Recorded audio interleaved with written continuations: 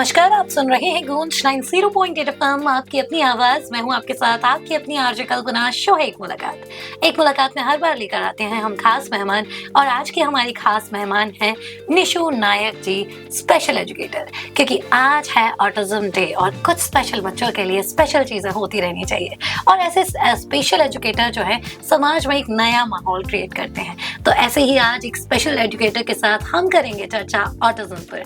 Ma'am, बहुत बहुत स्वागत है आपका गूंज में। Thank you. जैसे कि आज ऑटिज्म डे है और ये सारी बातचीत करें हम, उससे पहले मैं जानना चाहूंगी, लाइफ में हम लोग कहीं ना कहीं से आगे बढ़ते हैं, कहीं ना कहीं से अपनी जर्नी शुरू करते हैं। Correct. तो ऐसे में आपकी बतौर स्पेशल एजुकेटर जर्नी कैसे शुरू हुई? वेरी इंटरेस्टिंग जर्नी रही, बहुत अच्छा रहा। मैं ऑलरेडी जनरल बीएड किया हुआ था, मैंने जनरल एजुकेशन से थी, बट समटाइम्स हम ऐसे स्टूडेंट से कनेक्ट हो जाते हैं कि इंटरनली सा फील होने लगता है कि हाँ कुछ स्पेशल करना चाहिए। देन ऐसे ही मैं एक स्कूल से जुड़ी थी, अमर ज्योति स्कूल से जी। तो वहाँ पे इंक्लूसिव एजुकेशन का माहौल था, प्लस मैंने बहुत सारे डिसेबल्ड बच्चों के साथ काम करना स्टार्ट किया था।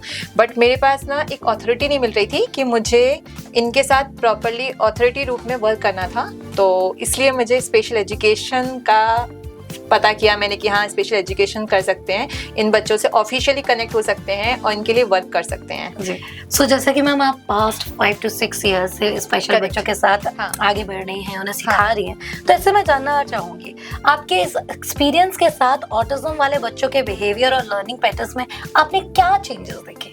काफ़ी टाइम से हम नोटिस कर रहे हैं कि ऑटिस्टिक चिल्ड्रन या ऑटिज्म काफ़ी फैल रहा है।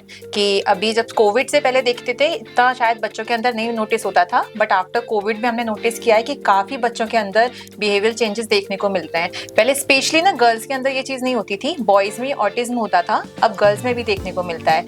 एंड जो बिहेवियर चेंजेस हमने नोटिस करने देखे हैं कि जो चेंजेस हम देख रहे हैं एजुकेशन में या फिर चीज़ों में, जो बच्चों के अंदर नोटिस करने को आता है कि पहले हम क्लासरूम में जब जाते थे तो हम नोटिस करते थे बच्चा चिड़चिड़ कर रहा है, उसका करने का मन नहीं कर रहा है, कोई भी चीज़ वो नहीं कर रहा है तो इग्नोर भी कर दिया करते थे, या फिर हम उनको छोड़ दिया करते थे, या फिर उसको बहुत कॉर्नर कर दिया करते थे। कि अब चीज़ें समझ में आती हैं कि ये जो बिहेवियर है वो एक्चुअली एक प्रॉब्लम है, या फिर प्रॉब्लम नहीं कह सकते बट एक्चुअली एक इश्यूज है कहीं ना कहीं जो बच्चा डील कर रहा है। वो हमको अंडरस्टैंड करना है, हमें समझना है कि बच्चा वो चीज़ नहीं कर रहा है, वो इंटरेस्ट नहीं ले रहा है, इतने लॉन्ग टाइम से नहीं ले रहा है, इट मीन्स वो कहीं ना कहीं इसको प्रॉब्लम दे रहा है। तो वो चीज़ हम ऑटिज्म में हम नोटिस कर रहे हैं और बिहेवियर में समझ में आ रहा है, जो हम एक ऑटिस्टिक चिल्ड्रंस को समझ रहे हैं एक तरीके से। तो आपके आसपास जब भी आप छोटे से बच्चों के साथ डील करते हैं तो उनका कॉमन बिहेवियर होता है वो थोड़ा सा अलग होता है, और जब बच्चे चुप चुप रहने लगे, थोड़ा सा अलग रहने लगे, तो शायद आपको चीजें नोटिस करनी स्टार्ट कर देनी चाहिए, क्योंकि जितनी जल्दी आप चीजें नोटिस करना स्टार्ट करेंगे उतना आसान होता है। सो मैम, जैसा कि कहा जाता है prevention is better than cure, आप जितनी अर्ली स्टेज पे चीजों को पकड़ते हैं उतना आसान होता है।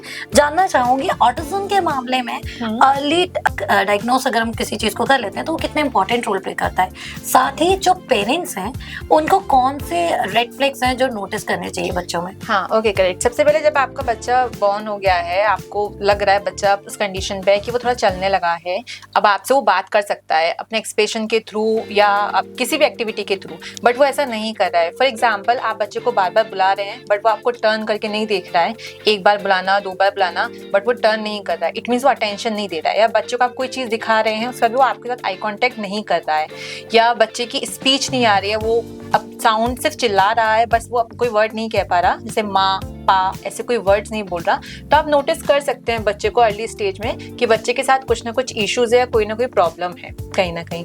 या बच्चा हर एक चीज़ पे चिड़चिड़ कर रहा है, सोशली वो मतलब एक्टिव नहीं हो रहा है, टॉयज के साथ खेल नहीं रहा है, एक अकेले कॉर्नर में अपने सिटिंग करे हुए बैठा हुआ है, तो आप बहुत चीज़ों को नोटिस कर सकते हैं कि बच्चे के अंदर कुछ ना कुछ डिसेबिलिटी है या कुछ ना कुछ प्रॉब्लम है कहीं ना कहीं, कि बच्चा चीज़ों को कहीं ना कहीं फेस कर रहा है। और मुझे लगता है कि सोसाइटी में बच्चा अपने माँ बाप के जितना क्लोज होता है उससे ज्यादा शायद किसी और के क्लोज नहीं होते। तो यही छोटी छोटी चीजें एज अ पेरेंट्स आपको नोटिस करना है, क्योंकि जितनी जल्दी आप ये चीजें नोटिस करोगे उतनी जल्दी आसान हो जाएगा आपके बच्चों को ऑटिज्म से बाहर निकालना। मैम, जानना चाहूंगी, आप स्पेशल प्लान भी बनाते हैं बच्चों के लिए, इंडिविजुअल प्लान आप बनाते हैं, तो ऐसे में आप मतलब कैसे बच्चों की नीड्स को नोटिस करते हैं, कैसे उन्हें एक्सेस करते हैं? ओके, हम इंडिविजुअल प्लान बनाते हैं तो उसके कुछ ना कुछ की पॉइंट्स रहते हैं, ऑलरेडी हमारे पास कुछ की पॉइंट्स रहते हैं जो मतलब ऑफिशियल रहते हैं, जो हम बच्चों के अंदर नोटिस करते हैं। सबसे पहला एक मेन पॉइंट होता है उनका सोशल एक्टिव बच्चा है या नहीं है। पेरेंट्स भी कई जगह ये क्वेश्चन करते हैं, बच्चा हमारे और बच्चों के साथ खेलता नहीं है, बहुत घर में गेस्ट आते हैं उनके साथ मिलता जुलता नहीं है, सबसे थोड़ा अलग अलग रहता है। वो बहुत ज़्यादा पेरेंट्स नोटिस करते हैं कि बच्चे को टॉयज़ भी पसंद नहीं आ रहे हैं, खेल भी नहीं रहा, अपना एक्सप्लेन भी नहीं कर पा रहा है कि उसे किस चीज़ में इंटरेस्ट है। तो हम कोशिश ये करते हैं सबसे पहला पॉइंट कि बच्चा सोशल कितना एक्टिव है। फिर हम उनका पॉइंट लेते हैं कि बच्चे को हम राइटिंग रीडिंग है जो भी इस चीज़ों में प्रॉब्लम्स आ रही है वो किस चीज़ में प्रॉब्लम आ रही है। फिर हम बच्चे के बिहेवियर के साथ साथ उसकी डेली लाइफस्टाइल को नोटिस करते हैं कि वो सेल्फ वो चीज़ें कर पा रहा है कि नहीं कर पा रहा है, कि अकॉर्डिंग टू एज वही सेम एज में दूसरे बच्चे कर पा रहे हैं, वो उस चीज़ में नहीं इंटरेस्ट ले रहा है, नहीं कर रहा है, तो कहीं ना कहीं बच्चा उस चीज़ को फेस कर रहा है।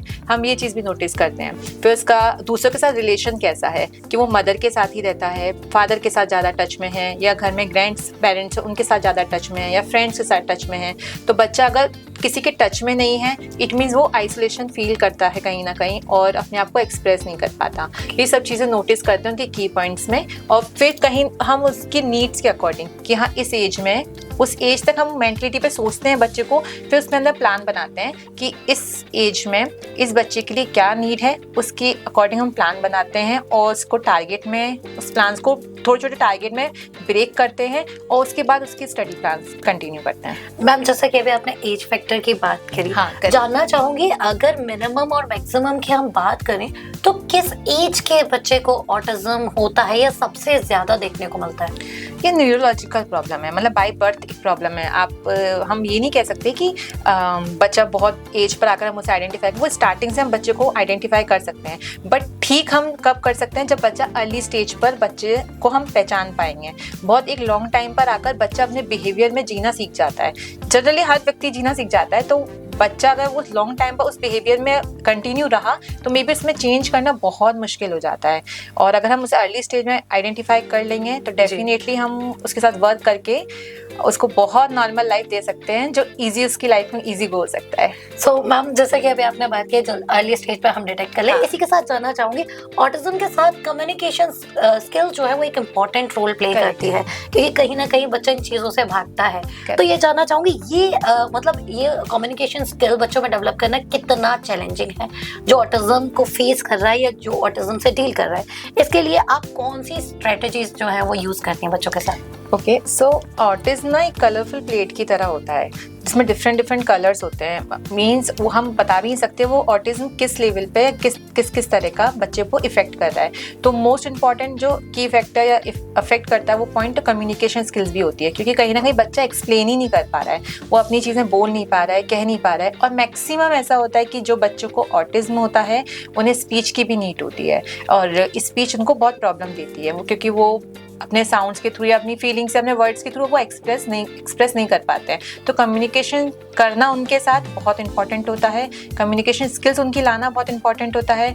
बाय थ्रू एक्सप्रेशन के थ्रू आप लेकर आइए या फिर बाय वर्ड्स के थ्रू लेकर आइए, उनके लिए बहुत इंपॉर्टेंट है कम्युनिकेशन स्किल्स पे वर्क करना, जिसके लिए हम स्पीच थेरेपी का सहारा लेते हैं बच्चों के लिए, कि वो कहीं ना कहीं इसके थ्रू अपनी जो भी उनकी कम्युनिकेशन स्किल्स वीक है उसको ग्रो कर पाएँ। जी, तो छोटे छोटे चीजें हैं तो शायद कई बार आप नोटिस करते हैं, कई बार नहीं करते। और पहले के टाइम में आपने देखा होगा जॉइंट फैमिलीज जो होती थी तो शायद कहीं ना कहीं वो लोग ये जो रोल है वो एक बेहतरीन तरीके से प्ले करती थी, लेकिन जब से न्यूक्लियर फैमिली का कल्चर बढ़ा है तब से कहीं ना कहीं बच्चे रिजर्व हो गए हैं, पेरेंट्स अपने काम में बिजी हैं और शायद बच्चों को उतना टाइम नहीं मिल पाता और आप चीजें नोटिस भी नहीं कर पाते। तो जैसा कि मैम ने कहा स्पीच थेरेपी बहुत इंपॉर्टेंट रोल प्ले करती है। मैम इसी में जानना चाहूंगी मैं आपसे, पेरेंट्स को अक्सर समझ नहीं आता कि वो घर पर कैसे बच्चों को सपोर्ट करें, क्या बच्चों के लिए कि बच्चा ज्यादा से ज्यादा इंगेज हो पेरेंट्स के साथ और एक्टिविटी करे, तो उनके लिए आप क्या प्रैक्टिकल टिप्स जो हैं वो पेरेंट्स को देना चाहेंगे? उनके लिए एक बहुत अच्छा एक स्टेटमेंट है, वो अंडरस्टैंड करें कि बच्चे को बच्चे के लेवल पे अंडरस्टैंड करिए। अगर बच्चा आपका 2 साल का है तो आप भी उसको 2 साल का ही समझकर अंडरस्टैंड करिए, कि अगर वो ये चीज़ नहीं कर रहा है तो आप भी सोचिए कि मैं भी 2 साल का हूँ, मुझे भी नहीं आ रहा, तो मुझे उस एज में किस चीज़ से इंटरेस्ट आएगा। अगर मुझे किसी आर्ट एक्टिविटी के थ्रू या कोई आर्ट थेरेपी है उसके थ्रू इंटरेस्ट आएगा तो मैं भी बच्चे के लिए वही प्रोवाइड करने की कोशिश करूँ। डायरेक्ट कॉपी पेन से हम नहीं समझ सकते तो बच्चा कैसे समझ सकता है, और वो तो आपका स्पेशल चाइल्ड है। तो हम एक बहुत अच्छा स्टेटमेंट कह सकते हैं कि हम अगर घर में बच्चे को समझना है तो जस्ट थिंक जस्ट लाइक उसकी एज के अकॉर्डिंग समझ के करिए सारी एक्टिविटी और बच्चा कर पाएगा जी। बहुत इंपॉर्टेंट है। और घर में प्रैक्टिकली चीजें हैं कि हमारे आसपास बहुत सारी चीजें होती हैं, जैसे हमारी डेली रूटीन की जो भी एक्टिविटी है वो बच्चे के साथ खुद करिए। जैसे अगर हम बेडशीट भी चेंज कर रहे हैं तो बच्चे को उसमें इन्वॉल्व करिए, या हम पिलो कवर चढ़ा रहे हैं उसमें इन्वॉल्व करिए, या हम किचन में भी कोई वर्क कर रहे हैं उसके साथ उसको इन्वॉल्व करिए। हर एक्टिविटी में इन्वॉल्व करिए, उसको आइसोलेशन का मौका ही मत दीजिए कि वो कोई ऐसी थिंकिंग करे या सोचे। धीरे धीरे उसको एक्टिव बनाइए अपनी डेली रूटीन की स्टाइल में, वो डेफिनेटली वर्क करेगा। जी। और छोटे छोटे मगर मोटी बातें मैम ने बताई कि छोटी छोटी चीजें हैं जो आपको अपनी डेली लाइफस्टाइल में चेंज करना है। यकीनन ये छोटी छोटी चीजें हैं आपकी लाइफ में एक बड़ा और इम्पोर्टेंट रोल प्ले करेंगी। मैम इसी के साथ एक और बात मैं आपसे जानना चाहूँ, कहीं ना कहीं आज भी ऑटिज्म को लेकर सोसाइटी में एक बड़ा टैबू है और आप पिछले 5-6 साल से लगातार इस फील्ड में वर्क कर रही हैं। क्या आप मेजर डिफरेंस देखती हैं सोसाइटी में कि जब आपने शुरू किया था तब सोसाइटी में क्या माहौल था और अभी सोसाइटी कैसा बिहेव करती है उन बच्चों के साथ, या कैसा रिस्पॉन्स करती है उन बच्चों को जिनको ऑटिज्म है? ओके, अगर हम कुछ टाइम पहले, बहुत टाइम नहीं, कुछ टाइम पहले की बात करें तो लोग इस चीज़ को समझते ही नहीं थे कि एक्चुअल में ये कोई प्रॉब्लम भी है या कोई बच्चे की दिक्कत भी है या नहीं है। वो बच्चों को डांटते थे, मारते थे, या फिर उनके साथ ऐसा ट्रीट करते थे कि बच्चा समझ ही नहीं रहा है हमारा। एटलीस्ट आज के टाइम में पेरेंट्स ये चीज़ अंडरस्टैंड करते हैं कि हमारा बच्चा अगर देर से भी सीख रहा है तो कहीं ना कहीं बच्चा कुछ ना कुछ प्रॉब्लम फेस कर रहा है। और रही सेकेंड बात कि अब कैसे लोग जज करते हैं, अभी भी उतना लोग नहीं जज करते। लोगों को एक टैग लगता है कि नहीं हम उस सेंटर्स पे या एजुकेशन में डिफरेंट स्कूल में डालेंगे तो डेफिनेटली से एक टैग बन जाएगा हमारे बच्चे के ऊपर और आगे इन फ्यूचर उसको उसी तरीके से जज किया जाएगा। बट ऐसा नहीं है। ऑटिज्म जस्ट लाइक कोई डिसीज नहीं है, सबसे बड़ी कोई बीमारी नहीं है, कुछ नहीं है। एक रूटीन डेवलपमेंट, एक इनरेगुलर तरह का उनका रूटीन रहता है जिनमें वो कुछ प्रॉब्लम फेस करते हैं। और एक अच्छे स्पेशल एजुकेटर्स कह दीजिए या स्पेशल टीम कह दीजिए या चाइल्ड डेवलपमेंट सेंटर कह दीजिए या कोई अदर स्पेशल स्कूल कह दीजिए, बस वो आपके लिए आपके बच्चे के रूटीन को ठीक करने में हेल्प करते हैं ताकि वो एक अपनी जो चीज़ों से मतलब जिस चीज़ों से वो परेशान है उस चीज़ों से वो फ्री हो जाए, वो बाहर निकल आए। That's it. वो कोई टैबू नहीं बनाना है, उसको कुछ नहीं करना है। ऑटिज्म या ऑटिस्टिक कोई बीमारी नहीं है, एक लाइफस्टाइल है जो थोड़ी सी डिफरेंट है, डिफरेंट तरीका है जो सीखने का, बाकी सब नॉर्मल है। और मुझे लगता है कि जब आप बच्चों के साथ नॉर्मली बिहेव करेंगे देन डेफिनेटली बहुत सारी चीजें बदलने वाली है। लेकिन मैम ने बताया स्पेशल चाइल्ड, थोड़ी सी स्पेशल केयर तो आपको करनी पड़ेगी। तो जब भी आपको छोटी छोटी चीजें दिखें तो घबराइए मत, खुद डॉक्टर मत बनिए, बट डेफिनेटली डॉक्टर से एक बार या ऐसे स्पेशल एजुकेटर्स जो है उनके थोड़ा सा कंसल्ट जरूर कीजिए, क्योंकि कहते हैं ना prevention is better than cure. So ma'am इसी के साथ लास्ट नॉट द लीस्ट मैं आपसे एक और सवाल जानना चाहूंगी। बहुत सारी बातें की हमने, बहुत सारी बातें आपसे जानी। एक और बात, जैसे इंक्लूसिव स्कूल की हम बात करें, पैटर्न अलग होता है क्योंकि बच्चे अलग हैं, पैटर्न अलग है सिखाने का।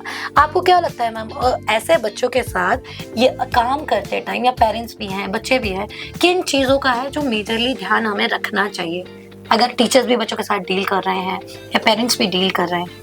ओके, फर्स्ट ऑफ ऑल जो इंक्लूसिव एजुकेशन या इंक्लूसिव स्कूल है वो एक क्लासरूम में सारे तरह के बच्चों को इंक्लूड करता है। मतलब हम एक ही क्लासरूम में हर तरह के बच्चे को डील करते हैं। उसमें आपको ऑटिज्म चाइल्ड भी मिलेगा, सीपी चाइल्ड भी मिलेगा, आपको डिफरेंटली एबल चाइल्ड भी मिलेंगे। सारे बच्चे एक साथ ही लर्न करते हैं।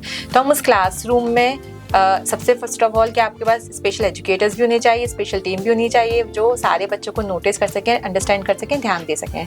तो एजुकेशन में या पेरेंट्स में या किसी चीज़ में क्वेश्चन रिपीट कोई बात नहीं। जैसे इंक्लूसिव जो क्लासरूम होता है वहाँ पे ऑटिज्म वाले बच्चों को टीचर्स को किन बातों का ध्यान रखना चाहिए ऑटिज्म वाले बच्चों के साथ इंक्लूसिव एजुकेशन में ना, और स्पेशली ऑटिज्म बच्चों का ध्यान स्पेशली? एग्जैक्टली। ओके, ठीक है। तो जो इंक्लूसिव स्कूल्स होते हैं उसमें ऑटिज्म के बच्चों पर जो ध्यान रखने का सबसे इम्पोर्टेंट पॉइंट ये होता है कि वो कहीं ना कहीं जल्दी ना वो अपना टेम्पर लॉस कर देते हैं। ये बहुत इंपॉर्टेंट होता है। तो बहुत सारी भीड़ में जल्दी इंक्लूड नहीं होते। तो क्लासरूम का स्पेशली रेशो कम रखिए स्टूडेंट्स का, बहुत भीड़ हमें नहीं करनी है, और थोड़ा सा स्पेस में बच्चों बच्चों को बिठाना है, और जो हमारा क्लासरूम का सिटिंग हो वो बहुत प्रॉपर होनी चाहिए, राउंड शेप में होनी चाहिए, सेंटर में टीचर्स होना चाहिए कि वो सब पे फोकस कर सकें। और जो ऑटिज्म चिल्ड्रंस होते हैं वो कहीं ना कहीं उनको कोई ना कोई चीज़ डिस्टर्ब करती है, जैसे बहुत कलरफुल बोर्ड्स वगैरह होंगे, मे बी शायद उनको डिस्टर्ब करें क्योंकि वो जल्दी डिस्ट्रैक्ट होते हैं। तो हमें क्लासरूम में इस तरह का माहौल रखना है कि बच्चों को कोई चीज़ डिस्ट्रैक्ट नहीं करे, और धीरे धीरे कहीं ना कहीं उन्हें कोई ना कोई एक्टिविटी देते रहना है। अगर वो ADHD नहीं है, बहुत हाइपर नहीं है, तो डेफिनेटली उन्हें कोई एक्टिविटी देते रहे ताकि वो इंक्लूड होते रहें और वर्क में कंटिन्यू जुड़े रहें। हम ये बहुत कर सकते हैं एक इंक्लूसिव क्लासरूम में। तो मैम जैसे कि कई बार सोसाइटी में हम लोग देखते हैं कि पेरेंट्स खुलकर सामने आना नहीं चाहते और वो किसी डॉक्टर या किसी स्पेशल एजुकेटर से कंसल्ट करना चाहते हैं बिना किसी को बताए, तो ऐसे में कोई अगर आपसे कांटेक्ट करना चाहता है तो वो कैसे कर सकता है? ओके, अगर आप अपने बच्चे को लेकर कोई भी क्वेश्चंस है, क्वेरीज है, पेरेंट्स को है, इवन टीचर्स को भी है, या कोई न्यू स्टेज पर है, अभी कोई जिसने अभी स्पेशल एजुकेशन ज्वाइन किया है, तो आप डेफिनेटली कॉन्टैक्ट नंबर है मेरा खुद का, जिसमें आप व्हाट्सएप पे मुझे पर्सनली मैसेज कर सकते हैं। अपने बच्चे को अगर आपको कंसल्ट कराना है, हम गूगल मीट, जूम के थ्रू आराम से बच्चे से डिस्कशन कर सकते हैं, वीडियो के थ्रू भी, ऑडियो के थ्रू भी, और जो भी क्वेरीज है डेफिनेटली इसका सॉल्यूशन भी होता है एंड सब ईजी भी रहता है जी। तो मैम का नंबर आपको नीचे कैप्शन में मिल जाएगा। इसी के साथ मैम हमने आपसे ढेर सारी बातें की, ढेर सारी बातें जानी। जाते जाते ग्वालियर को क्या कहना चाहेंगे?